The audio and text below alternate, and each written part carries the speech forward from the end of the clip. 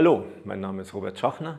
Ich bin CTO der Embedded Ocean und mitverantwortlich für die Entwicklung der Xentara-Technologie und möchte euch heute mal die Architektur darstellen.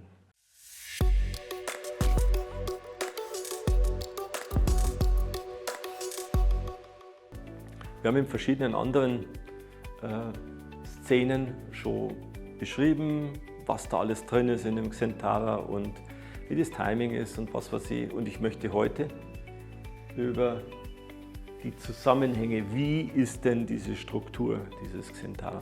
Ja. Und ich beginne mal wieder in der Mitte mit unserem semantischen Daten- und Informationsmodell. Ja, das ist hierarchisch, objektorientiert und rollenbasiert für die Security, ja, sodass ich hier eben auch entsprechend festlegen kann, welche Rolle, welche Daten und welche zentralen Funktionen von außen ausgeführt werden können.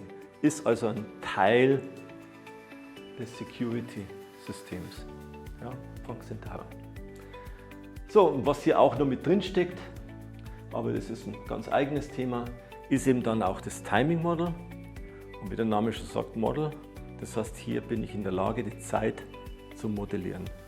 Also hier kann ich eben festlegen, wann diese verschiedenen Komponenten, die hier oben angedockt sind an die Zentralarchitektur, wann und in welcher Kombination, auf welchen Core sie ausgeführt werden. So, und das steckt jetzt hier erstmal zentral drin, ja, und gefüttert wird das Ganze hier von diesem JSON-File. Das heißt, welche Komponenten, welche Typen wir auch haben, ist das eine SPS-Steuerung, ist da ein SPS-Modul drin? Haben wir Machine Learning oder nicht? Oder haben wir MATLAB Simulink oder nutzen wir WebSocket oder was auch immer? Und wann und auf welchen Core? Das steckt alles in diesem File drin. Und Xentara holt sich praktisch die Komponenten und baut es dann entsprechend auf. Und erzeugt wird dieses JSON-File über die Workbench. Und die Workbench hilft einem einfach, man füllt dann die Parameter aus und drückt auf den Knopf und dann fällt einem das hinten recht einfach raus. Es ist so dokumentiert, dass man zum Beispiel jetzt beim OPC-UA muss man halt ein paar Sachen, Einstellungen wissen, was sie bedeuten, aber das wird direkt in der Workbench erklärt, sodass man wirklich sehr einfach so eine Applikation generieren kann. Wenn es dann später automatisiert werden soll, dann könnte man solche JSON-Files auch automatisiert generieren, aus entsprechenden Generatoren, aus einer Bestellliste vom Kunden dann automatisiert die Maschinenkonfiguration erstellen, wie auch immer, oder ganz primitiv mit jedem Texteditor noch ein bisschen nachbereiten, wenn man gerade keine Workbench zur Hand hat. Genau, und so entsteht jetzt praktisch erstmal diese Konstellation daheim. Und dazu braucht es natürlich auch einige Core Services, die das ausführen. Genau. Dann passiert diese Semantik, die hängt ja erstmal noch so ein bisschen in der Luft, ja, die basiert dann entsprechend auf diesem OS Abstraction Layer, auf dem dann auch die ganzen betriebssystemabhängigen Funktionen erstellt werden. Und erst von da geht es dann runter ins Betriebssystem.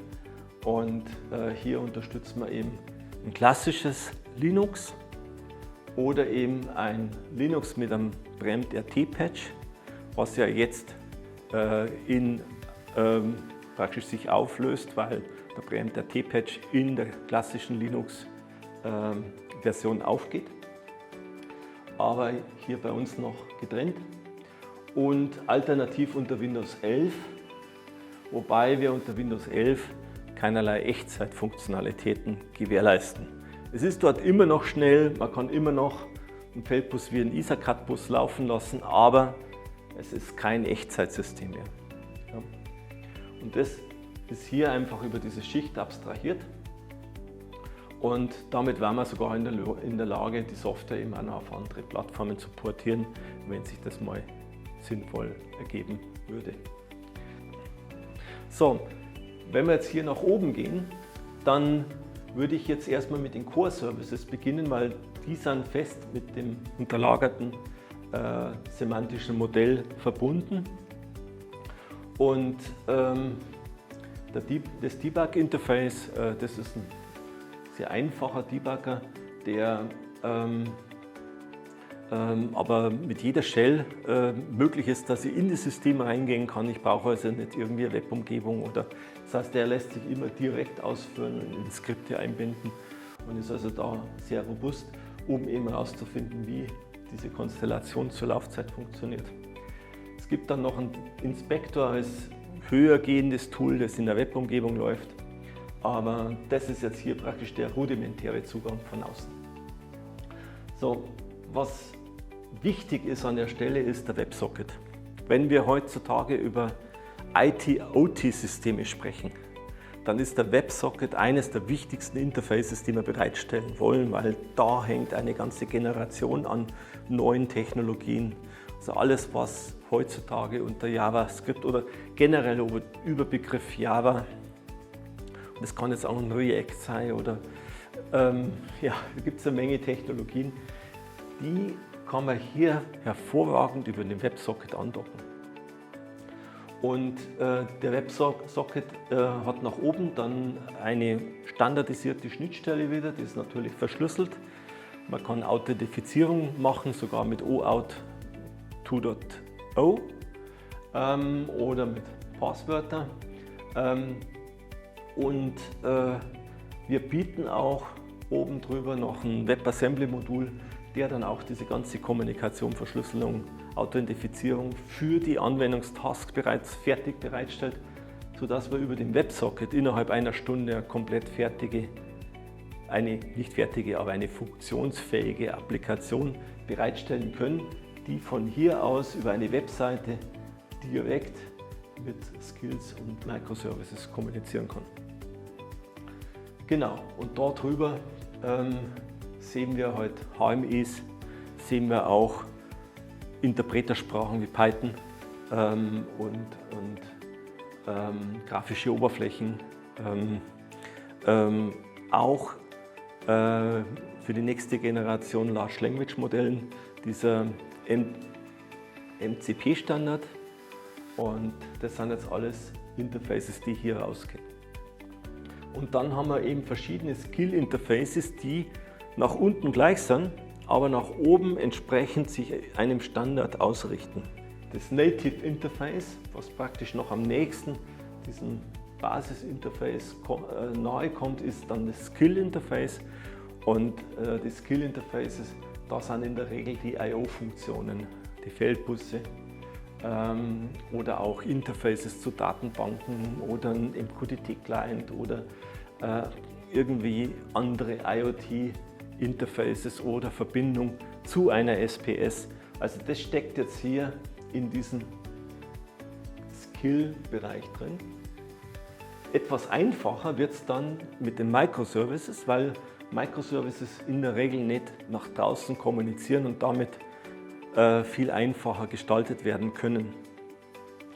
Und in so einem Microservice-Interface gibt es dann eben auch wieder verschiedene Adapter für C++ oder Rust, ja, wobei eben das Rust-Interface ein wirklich native Rust-Interface ist, mit dem man komplett in einer Rust-Umgebung, ohne dass man von C++ einen Compiler braucht oder irgend sowas, komplett Rust-Native-Applikationen bauen kann.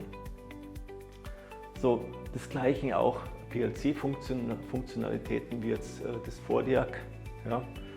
Und da gibt es natürlich jetzt eine Menge an vorgefertigten Funktionen, die man einfach in seinem Baukastensystem dann drin hat. Das sind Microservice-Funktionen, das könnte jetzt zum Beispiel eine lineare Interpolation von Messdaten sein, das kann eine OEE-Berechnung sein, das kann eine Bibliothek von Bildverarbeitungsfunktionen sein. Ja. Die stecken jetzt hier drin und genau, haben also hier nach oben eben je nach Sprache dann eben ein anderes Interface. So ähnlich verhält es sich jetzt hier mit dem Machine Learning. Ja.